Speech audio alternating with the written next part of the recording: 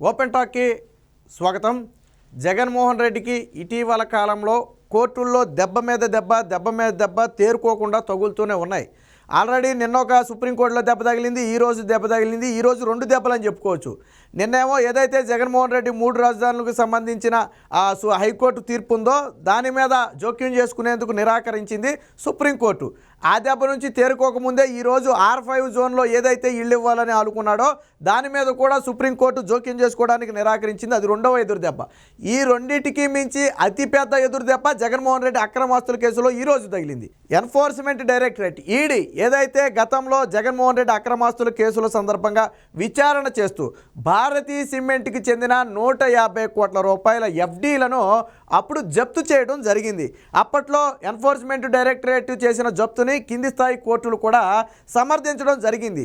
అయితే దీని మీద భారతీ సిమెంటు అప్పట్లో సవాల్ చేస్తూ తెలంగాణ హైకోర్టును ఆశ్రయించడం జరిగింది. అయితే తెలంగాణ హైకోర్టు దీని మీద పూర్తి స్థాయిలో విచారణ చేసిన తర్వాత ఆ ఎఫ్డీఐలను విడుదల చేయాలని చెప్పి ఆదేశాలు జారీ చేసింది. ఆ మొత్తానికి బ్యాంకు షూరిటీలు పెట్టుకోవాలని చెప్పి చెప్పడం జరిగింది. అయితే ఎన్ఫోర్స్మెంట్ డైరెక్టరేట్ దీన్ని వదిలిపెట్టలా. ఎందుకనంటే దీన్ని విడుదల చేయడం కుదరదు. అవినీతి అక్రమాస్తుల కేసులో అన్ని ఆధారాలతో అడ్డంగా దొరికేశారు. కేసులు ఇంకా కొనసాగుతూనే ఉన్నాయి. ఇలాంటి సమయంలో 150 కోట్ల ఎఫ్డీలను విడుదల చేస్తే అవి ఖచ్చితంగా తదుపరి విచారణ మీద ప్రభావం చూపే అవకాశం ఉందని చెప్పి దీన్ని తెలంగాణ హైకోర్టు తీర్పును సవాల్ చేస్తూ సుప్రీంకోర్టుకి వెళ్ళింది ఎన్ఫోర్స్మెంట్ డైరెక్టరేట్. భారతీ సిమెంట్ వెళ్ళడం కాదు, ఎన్ఫోర్స్మెంట్ డైరెక్టరేటే సుప్రీంకోర్టుకి వెళ్ళింది. తెలంగాణ హైకోర్టు ఇలా నిధులు విడుదల చేసేయమంటుంది. బట్ అవి విడుదల చేయడానికి ఎట్టి పరిస్థితుల్లోనూ కుదరదు. స్పష్టమైన ఆధారాలతో ఉన్న సమయంలోనే వాటి మొత్తాన్ని కూడా జప్తు చేయడం జరిగింది, సీజ్ చేయడం జరిగింది. దీన్ని కింది స్థాయి కోర్టులు కూడా అనుమతించాయి. బట్ ఇప్పుడు తెలంగాణ హైకోర్టు ఆ మొత్తాన్ని విడుదల చేయాలని ఆదేశాలు ఇచ్చిందని చెప్పి ఎన్ఫోర్స్మెంట్ డైరెక్టరేట్ సుప్రీంకోర్టుకి వెళ్తే దీని మీద సుదీర్ఘ విచారణ జరిగిన తర్వాత ఈరోజు ఒక సంచలన తీర్పును సుప్రీంకోర్టు ఇచ్చింది. ఆ తీర్పే హైకోర్టు తీర్పును పునఃపరిశీలించాలి అని చెప్పి చెప్పడం జరిగింది. అంటే విడుదల చేయాలి అన్న తెలంగాణ హైకోర్టు ఏదైతే చెప్పిందో ఆ వాదనతో సుప్రీంకోర్టు ఏకీభవించలేదు. ఆ నిర్ణయాన్ని తప్పుపట్టింది. కాబట్టే మరొకసారి పునఃపరిశీలన జరపాలని చెప్పి ఈరోజు తెలంగాణ హైకోర్టుకి ఆదేశాలు జారీ చేసింది. దీంతో జగన్మోహన్ రెడ్డి అక్రమాస్తుల కేసులు మరొకసారి వెలుగులోకి వచ్చాయి. ముఖ్యంగా భారతీ సిమెంట్కు సంబంధించిన కేసులన్నీ కూడా ఇప్పుడు మరొకసారి చర్చలోకి వచ్చాయి. వాస్తవానికి గతంలో ఎప్పుడైతే తెలంగాణ హైకోర్టు ఎఫ్డీలను విడుదల చేయాలని చెప్పిందో అప్పుడు తమ విజయంగా భావించినట్టుగా సోషల్ మీడియాలో కూడా ప్రచారం చేసుకున్నారు. భారతీ సిమెంట్ మీద దాదాపు కేసులు కొట్టేసినట్టుగానే వాళ్ళైతే ప్రచారం చేసుకున్నారు. కానీ ఇప్పుడు గొంతులో పచ్చివెలకాయ పడినట్టు అయింది. ఇప్పుడు ప్రచారం చేసుకున్న వాళ్ళే తిరిగి సుప్రీంకోర్టు తీర్పుని మళ్ళీ జీర్ణించుకోలేని పరిస్థితి. సుప్రీంకోర్టు ఏం చెప్తుంది?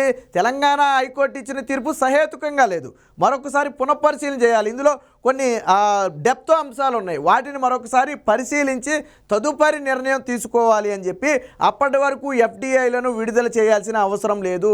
ఏదైతే జప్తు చేసి సీజ్ చేసిన ఆస్తులు ఉన్నాయో వాటిని విడుదల చేయాల్సిన అవసరం లేదని చెప్పి సుప్రీంకోర్టు కుండ బద్దలు కొట్టినట్టుగా చెప్పింది. దీంతో జగన్మోహన్ రెడ్డి పరిస్థితి మరొకసారి గందరగోళంలో పడింది. అసలే 3 నెలల్లో ఎన్నికలు ఉన్నాయి. ఇలాంటి సమయంలో ఇప్పటికే జగన్మోహన్ రెడ్డికి ఎదురు దెబ్బలు తగులుతూనే ఉన్నాయి. 3 రాజధానుల విషయంలో ఏదైతే ఏపీ హైకోర్టు అమరావతి రాజధాని అని చెప్పిందో దాని మీద సుప్రీంకోర్టుకి వెళ్తే ఇప్పుడు మేము జోక్యం చేసుకోలేం, ఏపీలో విచారిస్తామని చెప్పారు. దాంతో జగన్మోహన్ రెడ్డి ముఖ్యమంత్రిగా ఉండగా ఆ కేసు విచారణకు వచ్చే అవకాశం అయితే లేదు. పోతే అమరావతి R5 జోన్లో ఇళ్ల పట్టాలు ఇవ్వకుండా అడ్డుకున్నారు. అనుమతి ఇవ్వండి, ఇళ్ల పట్టాలు ఇస్తామని చెప్పి హైకోర్టు ఇచ్చిన తీర్పును సవాల్ చేస్తూ సుప్రీంకోర్టుకి వెళ్తే హైకోర్టు తీర్పును సమర్థిస్తూ ఇప్పుడు మేము జోక్యం చేసుకోలేము, ఏప్రిల్లోనే విచారిస్తాము అన్నారు. దీంతో మరొకసారి జగన్మోహన్ రెడ్డికి ఎదురు దెబ్బ. ఎందుకంటే ఆయన ముఖ్యమంత్రిగా ఉండగా ఈ కేసులు అయితే విచారణకు రావు. ఇప్పుడు అన్నిటికీ మించి ఆయన వ్యక్తిగత ఆస్తులు ఏదైతే 43,000 కోట్ల రూపాయల అవినీతి అక్రమాస్తుల కేసులో జగన్మోహన్ రెడ్డి ముద్దాయిగా ఉన్నాడు. ఆ కేసులలో ఒక కేసు భారతీ సిమెంటు. నాడు జగన్మోహన్ రెడ్డి సూట్ కేసు కంపెనీలు సృష్టించి పెట్టిన కంపెనీలలో భారతీ సిమెంట్ వాటాలు కూడా ఉన్నాయి, సాక్షి వాటాలు కూడా ఉన్నాయని చెప్పి ఇప్పటికే సిబిఐ ఆరోపించింది. సిబిఐతో పాటే సిఐడి ఏదైతే ఈడీ ఎన్ఫోర్స్మెంట్ డైరెక్టరేట్ ఏదైతే ఆర్థిక పర లావాదేవీలు ఉన్నాయి కాబట్టి ఎన్ఫోర్స్మెంట్ డైరెక్టరేట్ కూడా ఇందులో ఇన్వాల్వ్ అయ్యి సిబిఐతో సమాంతరంగా విచారణ చేయడం ప్రారంభించింది. ఆ విచారణలో భాగంగానే అన్ని ఆధారాలతో 150 కోట్ల రూపాయల రూపాయలను జప్తు చేస్తే వాటిని విడుదల చేయించాలి అని చెప్పి తెలంగాణ హైకోర్టుకి వెళ్తే తెలంగాణ హైకోర్టు అప్పట్లో భారతీయ సిమెంటు వాదనతో ఏకీభవించే విడుదల చేయాలని చెప్పింది. బట్ ఆరోపంలో బ్యాంకు షూరిటీలు పెట్టుకోవచ్చని చెప్పింది. బట్ ఈడీ ఏమంటది, అసలు విడుదల చేయడం కుదరదు. ఇవి విడుదల చేస్తే తదుపరి కేసు విచారణ మీద ప్రభావం చూపే అవకాశం ఉంది. దీన్ని పూర్తిగా వాళ్ళకు అనుకూలంగా మార్చుకునే అవకాశం ఉంది. ఎందుకంటే రేపేమంటారు, ఆల్రెడీ ఎఫ్డిఎల్ను కూడా కోర్టు విడుదల చేసేసాయి, ఎటువంటి అవకతవకలు లేవు కాబట్టే కదా మా ఆస్తులన్నీ కూడా తిరిగి రిలీజ్ చేశారని చెప్పి కోర్టులో వాదించే ప్రమాదం కూడా ఉంది. ఈ నేపథ్యంలోనే దీన్ని ఎక్కడితో వదిలిపెట్టకూడదని చెప్పి సుప్రీంకోర్టుకు వెళ్ళి మరీ సవాల్ చేసింది ఎన్ఫోర్స్మెంట్ డైరెక్టరేటు. అంటే చూడండి ఎంత గట్టిగా పట్టుబట్టిందో ఎన్ఫోర్స్మెంట్ డైరెక్టరేట్ అనేది, ఎంత స్ట్రాంగ్గా పట్టుబట్టిందంటే సుప్రీంకోర్టుకి వెళ్ళి సవాల్ చేసింది. సవాల్ చేయటమే కాదు, బలమైన వాదనలు కూడా వినిపించింది. ఆ వాదనలతో ఈరోజు సుప్రీంకోర్టు కూడా అంగీకరించే తెలంగాణ హైకోర్టుకి మరొకసారి ఆదేశాలు జారీ చేసింది. దీన్ని పునఃపరిశీలించాలని. దీంతో జగన్మోహన్ రెడ్డి గొంతులో పచ్చివెలకాయ పడినట్టయింది. అయితే ఇప్పటికే జగన్మోహన్ రెడ్డి అవినీతి అక్రమాస్తుల కేసులకు సంబంధించి అనేక ఆరోపణలు ఎదుర్కొంటూ ఇటీవల ఇవన్నీ కూడా వివాదాస్పదంగా మారాయి. ఇప్పటికే రఘురామకృష్ణరాజు జగన్మోహన్ రెడ్డి అక్రమాస్తుల కేసుకు సంబంధించి 2 పిటిషన్లు సుప్రీంకోర్టులో వేస్తే రెండింటినీ విచారణకు స్వీకరించి జగన్మోహన్ రెడ్డికి సిబిఐకి కూడా నోటీసులు జారీ చేసింది సుప్రీంకోర్టు. అదే కక్కలాక మింగలాక జగన్మోహన్ రెడ్డి ఎలా తప్పించుకోవాలో తెలియని పరిస్థితి. విచారణ కూడా రాబోతున్నాయి, రేపు వచ్చే నెలలో విచారణ కూడా రాబోతున్నాయి.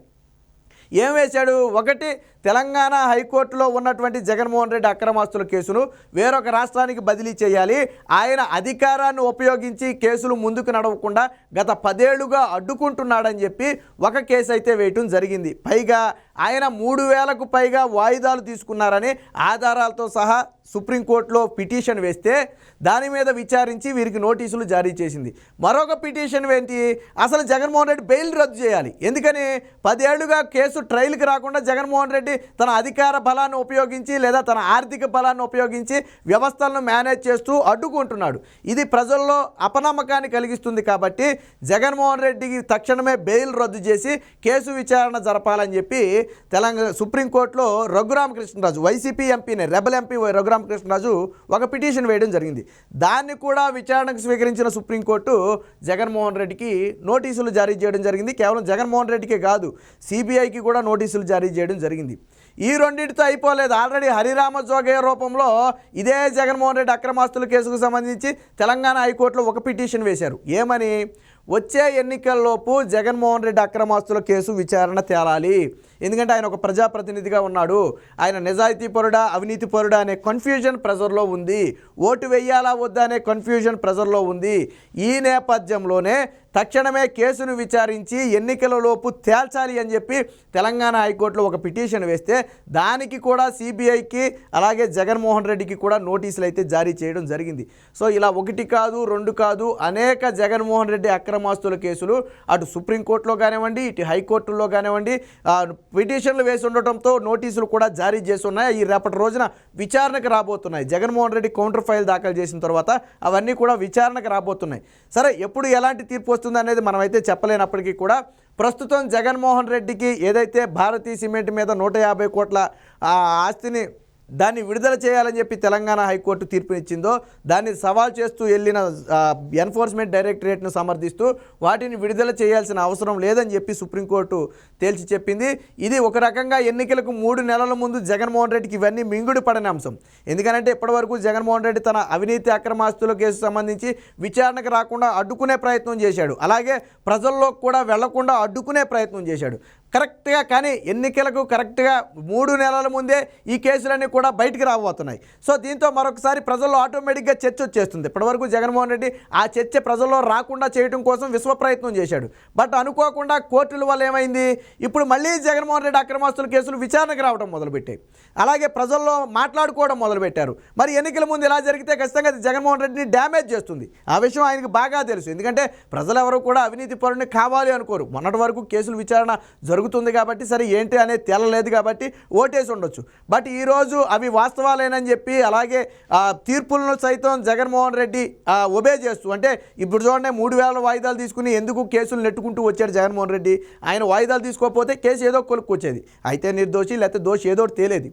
సో ఇలా వ్యవస్థలను మేనేజ్ చేస్తూ వచ్చాడు. ఇప్పుడు పైన బీజేపీతో కూడా జగన్మోహన్ రెడ్డికి కొద్దిగా చెడుతున్నట్టుగా కనపడుతుంది. ఎందుకంటే జనసేన టీడీపీ పొత్తుతో బీజేపీ కలిసి వెళ్ళనుందనే ఊహాగానాలు కూడా వస్తున్న నేపథ్యంలో బీజేపీ కూడా జగన్మోహన్ రెడ్డికి హ్యాండ్ ఇస్తున్న నేపథ్యంలో కేసులన్నీ కూడా పరుగు వేగంతో ముందుకు వస్తున్నాయని చెప్పి ఒక వాదన అయితే ఉంది. ఏది ఏమైనప్పటికీ ఎన్నికలకు 3 నెలల ముందు ఇప్పుడు సుప్రీంకోర్టు ఇచ్చిన తీర్పు అనేది జగన్మోహన్ రెడ్డికి మింగుడు పడని అంశం.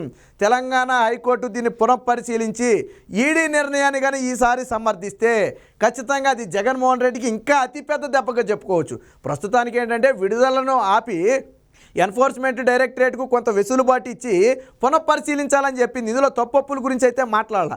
బట్ తెలంగాణ హైకోర్టు పునఃపరిశీలనలో గన సుప్రీంకోర్టు చెప్పినట్టుగానే దీన్ని విడుదల చేయడం కుదరదు, అందులో పూర్తి స్పష్టమైన ఆధారాలు ఉన్నాయని ఒక తీర్పును కనుక వెలువరిస్తే అది జగన్మోహన్ రెడ్డికి అతిపెద్ద షాక్గా చెప్పుకోవచ్చు. ఏది ఏమైనా ఎన్నికల సమయంలో జగన్మోహన్ రెడ్డిని ఈ కోర్టు కేసులు అయితే చుట్టుముట్టేశాయి.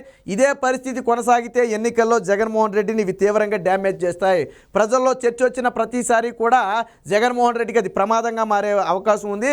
మరి చూద్దాం జగన్మోహన్ రెడ్డి దీన్ని ఏ విధంగా ఎదుర్కొంటాడు, మరి తెలంగాణ హైకోర్టు దీని మీద ఏ విధంగా స్పందిస్తుంది, ఎన్ఫోర్స్మెంట్ డైరెక్టరేట్ తెలంగాణ హైకోర్టులో తిరిగి మరి ఏ విధంగా వాదిస్తుంది అనేది మాత్రం వేచి చూడాలి.